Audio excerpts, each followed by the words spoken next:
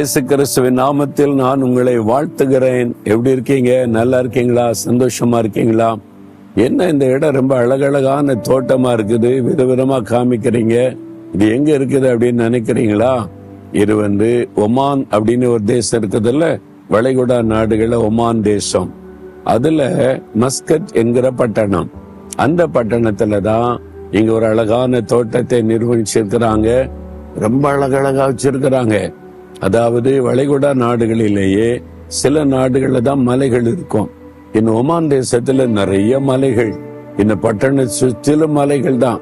இந்த ஒரு பக்கம் கடல், ஒரு பாலைவனத்துல இந்த மாதிரி செடிகள் மரங்கள் எல்லாம் நல்ல பண செலவு பண்ணி பராமரிச்சு நல்ல வளர்த்து ஆளாக்கி வச்சிருக்கிறாங்க. ஜனங்கள் இதுல இளைப்பாறணும், நடக்கணும், என்ஜாய் பண்ணணும்னு சொல்லி ஒரு அரசாங்கம் மக்கள் மேல் அக்கறையோடு கூட ஒரு பாலைவனத்தை சோலையா மாத்தினா, வானத்தை பூமி உண்டாக்கிய ஆண்டவர் அப்படி பிள்ளைகளாகிய நமக்காக என்னெல்லாம் செய்வார் இல்ல? அதனால நீங்க சோர்ந்தெல்லாம் போக கூடாது. ஆண்டவர் எல்லாத்தையும் பார்த்து கொள்ளுவாரு. இன்றைக்கு ஆகாய 2ஆம் அதிகாரம் 5ஆம் வசனத்தில் உங்களுக்கு ஒரு வாக்கு கொடுக்கிறார்.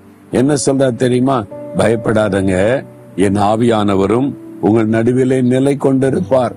என் பரிசுத்த ஆவியானவரை நான் உங்களுக்கு தருகிறேன். அவர் எப்போ உங்க கூட இருப்பார். அதனால பயப்படாதுங்க. ஆண்டவர் தன்னுடைய பரிசுத்த ஆவியை நமக்கு தந்தார். அவர் வாக்கு பண்ணி அந்த பரிசுத்த ஆவியினால் நம்மை நிரப்பும் பொழுது, அந்த ஆவியானுடைய பிரசன்னம் நம்மை நிரப்பி இருக்கும் போது எப்பொழுதும் ஆண்டவர் நம்மோடு இருப்பதை உணர முடியும். கர்த்தரே ஆவியானவர். கர்த்தருடைய ஆவி எங்கேயோ அங்கே விடுதலை உண்டுன்னு பைபிள்ல வாசிக்கிறோம். அப்ப ஆவியானவர் என்பது சும்மா ஒரு ஆவி வந்துட்டு போவது அல்ல. ஆவியானவர் அவர் பேசுவார், அவர் பார்ப்பார், அவர் நடத்துவார், அவர் உதவி செய்வார், ஆறுதல் படுத்துவார்.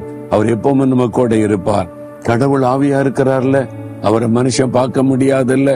அப்ப அந்த ஆண்டவர் பரிசுத்த ஆவியானவராய் நமக்குள்ளே வந்து வாசம் பண்ணி, நான் உன் கூட தான் இருக்கிறேன், பயப்படாத பயப்படாதன்னு தைரியப்படுத்திக்கிட்டே இருக்கிறார். அப்ப அது அவர் தான் இயேசு எப்பொழுது நம்மோடு இருப்பதை உணர செய்கிறவர்.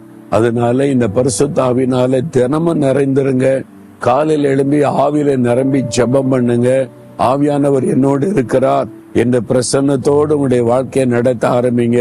பயம் எல்லாம் போயிடும். பயப்படுற சூழ்நிலை வந்த உடனே உள்ளத்துல ஒரு சத்தம் கேட்கும், பயப்படாத, நான் கூட தான் இருக்கிறேன். அந்த ஆவியானவர் உங்களுக்குள்ள இருந்து பேசுவார்.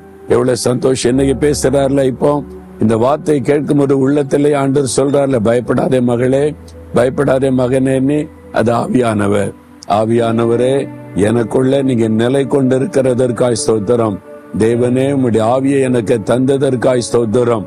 என் பயத்தை எல்லாம் மாற்றி விட்டதற்காய் ஸ்தோத்திரம், ஸ்தோத்திரம். இயேசுவின் நாமத்தில் ஆமேன், ஆமேன்.